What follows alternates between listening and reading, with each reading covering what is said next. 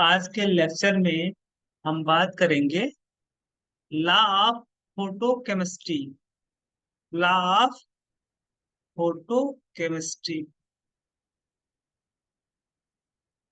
अगर आप law of photochemistry के बारे में बात करते हो तो फोटोकेमिस्ट्री में दो लॉ जो कि क्या है, काफी ज्यादा आपके फेमस है। इन दोनों लॉ का यूज होता है आपका फोटोकेमिस्ट्री में।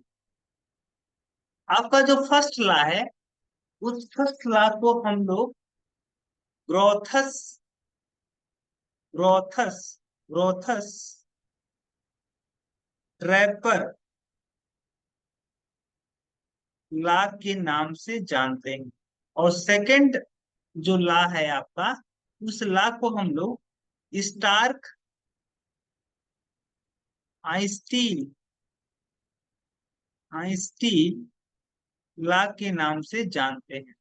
ये जो ग्रोथस ट्रैपर लॉ है, ये लॉ क्या कहता है?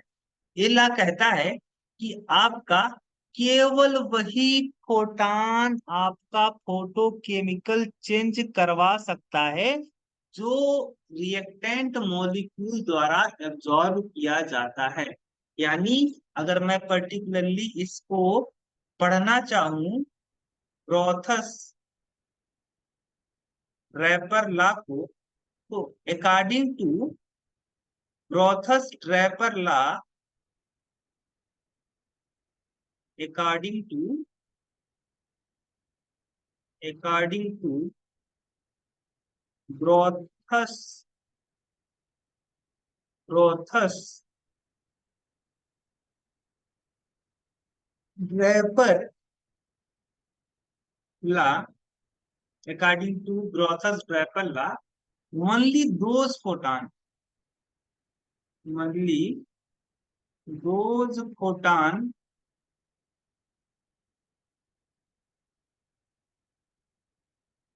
can bring a photochemical change, can brings a photochemical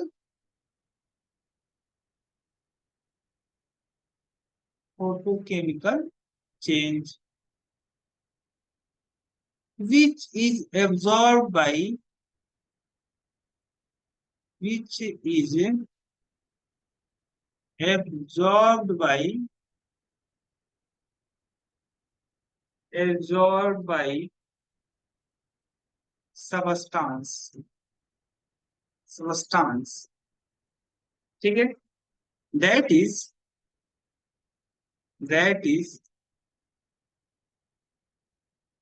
if there is a photochemical change, that is if there is a photochemical change photochemical change photochemical change, then then photon must be absorbed, then photon must be absorbed,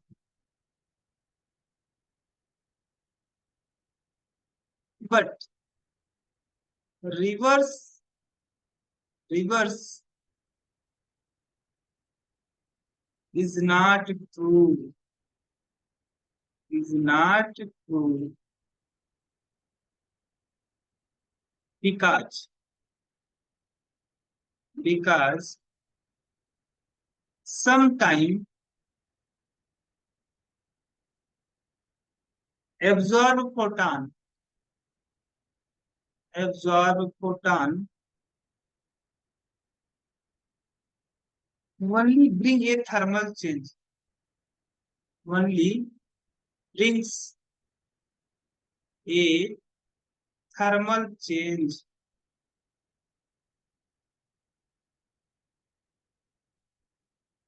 not photochemical change, not photochemical change, ठीक है, not photochemical change. तो ये जो ग्रॉथस Draper law है, इस law के according केवल वही फोटान फोटोकेमिकल चेंज ला सकते हैं।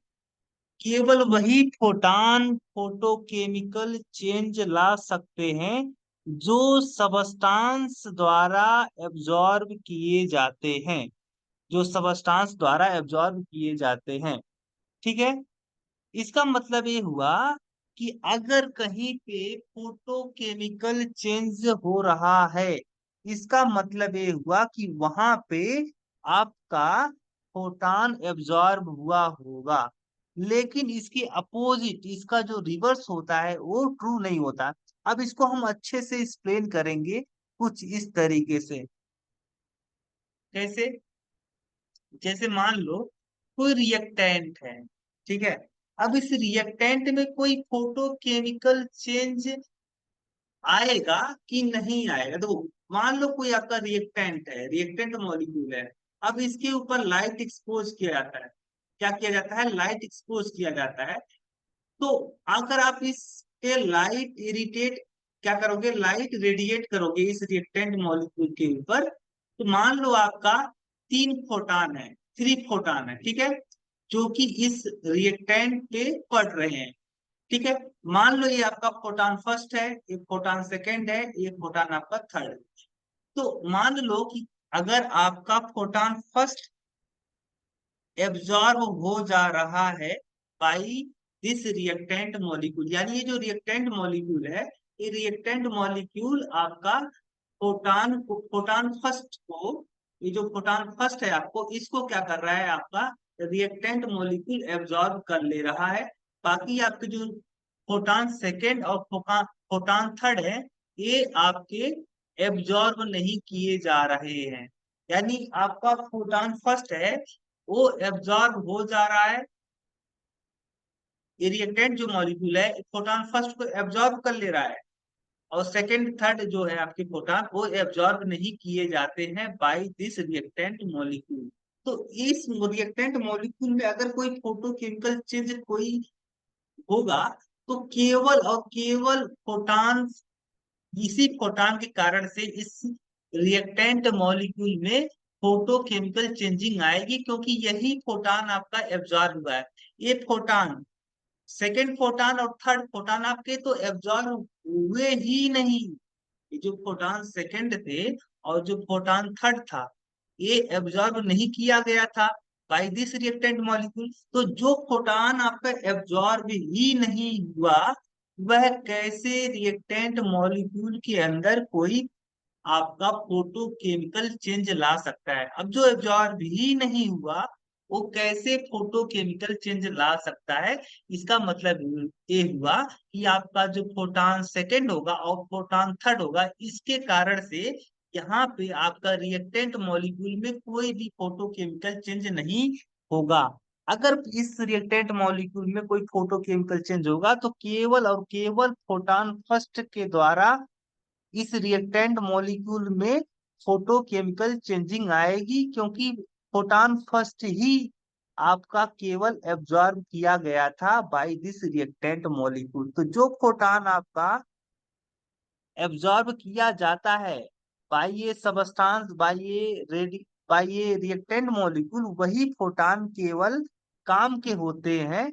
वही फोटान केवल रिएक्टेंट मॉलिक्यूल में फोटोकेमिकल चेंजिंग ला सकते हैं। तो जो फोटान आपके रिएक्टेंट मॉलिक्यूल में, रिएक्टेंट मॉलिक्यूल, जो फोटान आपका रिएक्टेंट मॉलिक्यूल द्वारा एब्जॉर्ब किया जाता है, वही केवल रिएक्टेंट मॉलिक्यूल आपका फोटोकेमिकल चेंज ला सकता है। अगर मान लो इस कहीं पर, अगर मान लो यहाँ पे आपका फोटोकेमिकल चेंजिंग होता है, इसका मतलब ये हुआ कि यहाँ पे आपका फोटान एब्जॉर्ब हुआ है, क्योंकि बिना फोटान के एब्जॉर्ब हुए यहाँ पे आपका कोई भी फोटोकेमिकल चेंजिंग नहीं आ सकता है।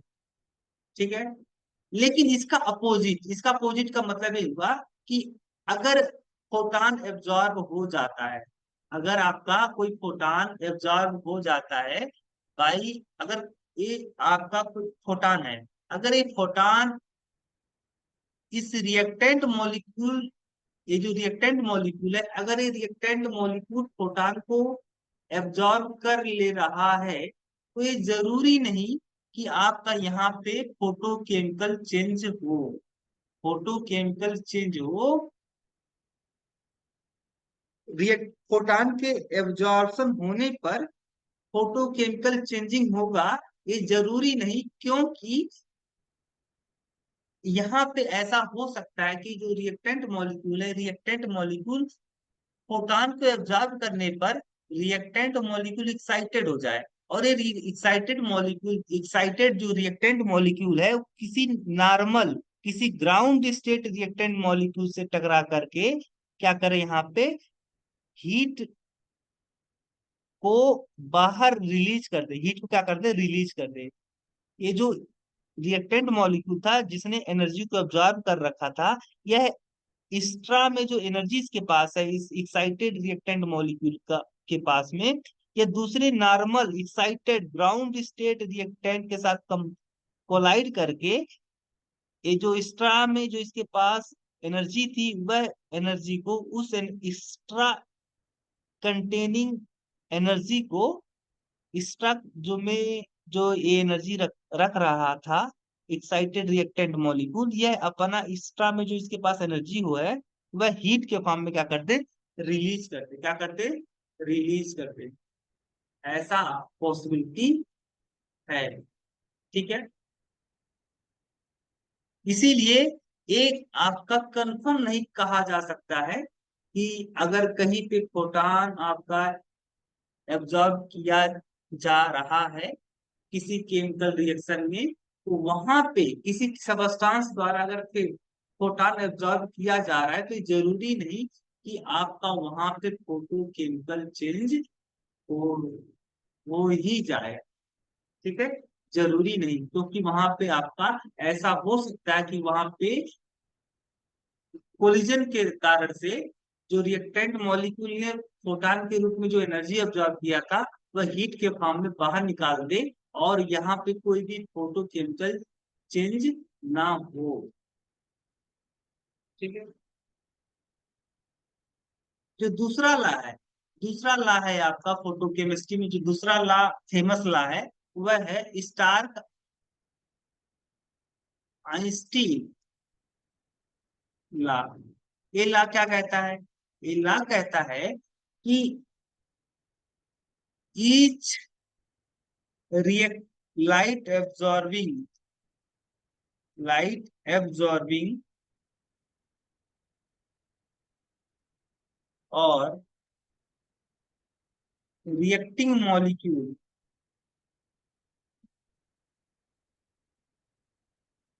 Absorb only one quanta, quanta of light.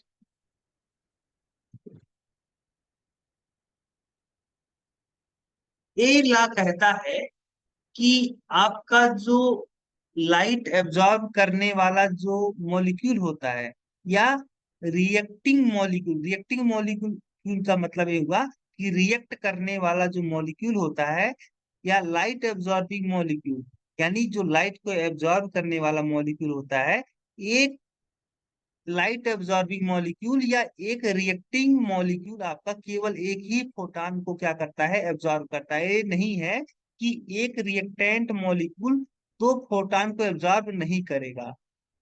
एक रिएक्टेंट मॉलिक्यूल केवल एक फोटॉन को क्या करेगा, एब्जॉर्ब करेगा। एक रिएक्टेंट मॉलिक्यूल केवल एक फोटॉन को क्या करेगा, एब्जॉर्ब करेगा। एक रिएक्टेंट मॉलिक्यूल दो या दो से ज्यादा फोटॉन को एब्जॉर्ब नहीं करेगा। यानी अगर मैं बात करूं कि आपका जब रिएक्टेंट मॉलिक्यूल लाइट को एब्जॉर्ब करेगा, तो ये क्या हो जाएगा, एक्साइटेड हो जाएगा। यानी ये आपका जो एक्साइटेड मॉलिक्यूल है, इस एक्साइटेड मॉलिक्यूल की जो एनर्जी होगी वह वन फोटॉन के एनर्जी के इक्वल इस एक्साइटेड मॉलिक्यूल की एनर्जी होगी। यानी इसका मतलब ये होगा यहाँ पे it means energy of N excited molecule, it means energy of excited molecule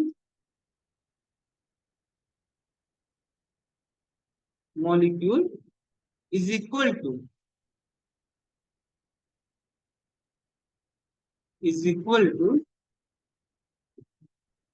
energy of photon, energy of photon। ठीक है, इसका मतलब ये हुआ कि आपका जो रिएक्टेंट जो इसका मतलब ये हुआ कि जो एक्साइटेड मॉलिक्यूल है, यहाँ पे आपका जो एक्साइटेड रिएक्टेंट मॉलिक्यूल है, इस एक्साइटेड रिएक्टेंट मॉलिक्यूल की जो एनर्जी होगी वह फोटान के एनर्जी के क्या होगा, इक्वल होगा, क्योंकि इसी एनर्जी को तो रिएक्टेंट मॉलिक्यूल ने ऑब्जर्व किया था। मान लो आपका रिएक्टेंट मॉलिक्यूल की एनर्जी इतनी थी, अब इसने क्या किया, इस रिएक्टेंट मॉलिक्यूल ने एक फोटान को एब्जॉर्ब किया, और फोटान को एब्जॉर्ब करने पर इस रिएक्टेंट मॉलिक्यूल की जो एनर्जी थी वह इतनी थी। और यहाँ पे कौन सा स्टेट बना आपका, एक्साइटेड स्टेट, यानी आपका ए है आपका एक्साइटेड रिएक्टिंग मॉलिक्यूल। इस एक्साइटेड रिएक्टिंग मॉलिक्यूल की जो एनर्जी है वह इस फोटान की एनर्जी के क्या होगा, इक्वल होगा। अगर आपका जो फोटान है, फोटान एब्जॉर्ब होने पर रिएक्टेंट मॉलिक्यूल की एनर्जी को इतना बढ़ा देता है, तो इस एक्साइटेड मॉलिक्यूल की जो एनर्जी होगी इसी फोटान के एनर्जी के इक्वल तो ही होगा। ठीक है, यहाँ पे सिंपल सा बात है, ज्यादा कुछ समझना नहीं है।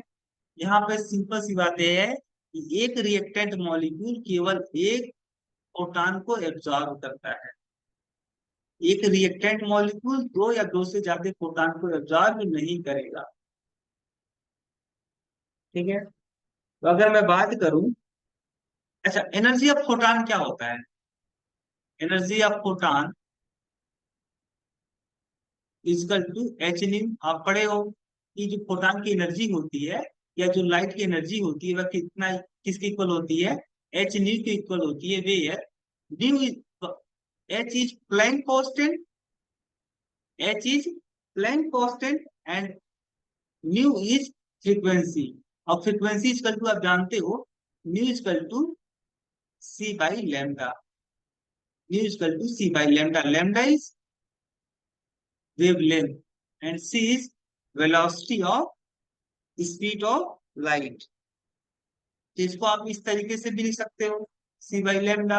अगर आप बात करते हो energy of one mole of photon, energy of one mole photon, एक मोल फोटॉन की एनर्जी के बारे में बात करोगे तो वन मोल फोटॉन की जो एनर्जी होती है वह एन ए, क्योंकि एक फोटॉन की एनर्जी इतनी है, तो एक मोल का मतलब हुआ आपका 6.022 इंटू 10⁻23। तो जिसको हम लोग एवागैद्रो नंबर से भी क्या करते हैं, एवागैद्रो नंबर से रिप्रेजेंट करते हैं इस number N A h nu. ठीक है, और यहाँ पे Avogadro number into h nu equal to C by lambda इस। ठीक है, और एक मोल फोटान की जो एनर्जी होती है इसी को आप क्या बोलते हो, one Einstein, one Einstein, one Einstein. ठीक है, वन आइंस्टाइन जो होता है आपका, एक मोल फोटान की एनर्जी को ही आप क्या बोलते हो, वन आइंस्टाइन।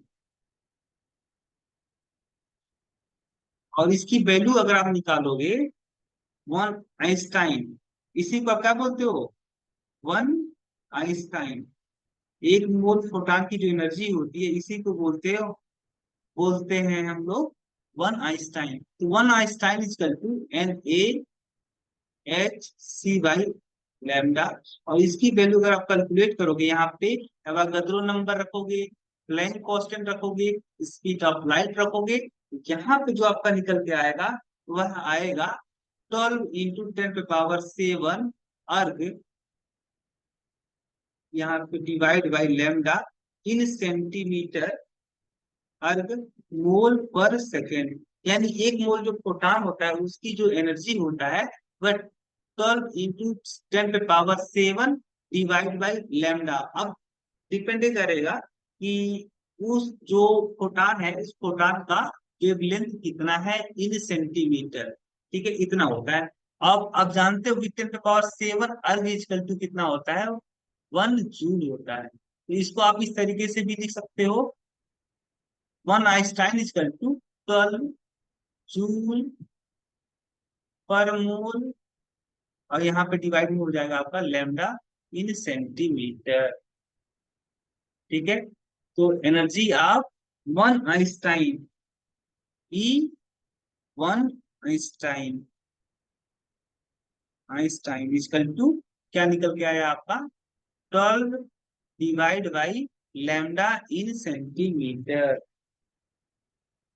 ठीक है, इस तरीके से।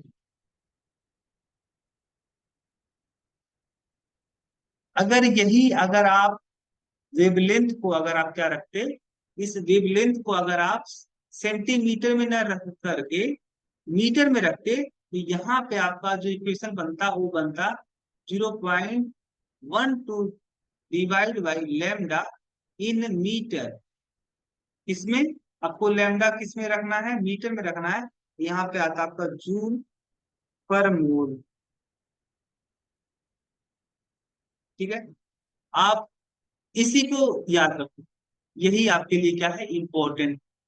तो 1 मोल प्रोटॉन की जो एनर्जी होती है इसका मतलब 1 Einstein equal to 12 by lambda, और इसका जो यूनिट होगा वह जूल पर मोल होगा, और लैम्डा किस में रखा जाएगा, आपका सेंटीमीटर में रखा जाएगा। ठीक है, और कल के लेक्चर में हम पढ़ेंगे पियर्स लॉ। पियर्स लॉ, कल के लेक्चर में हम लोग पढ़ेंगे पियर्स लॉ के बारे में। ठीक है, आज के लिए इतना ही रखते हैं। Thank you.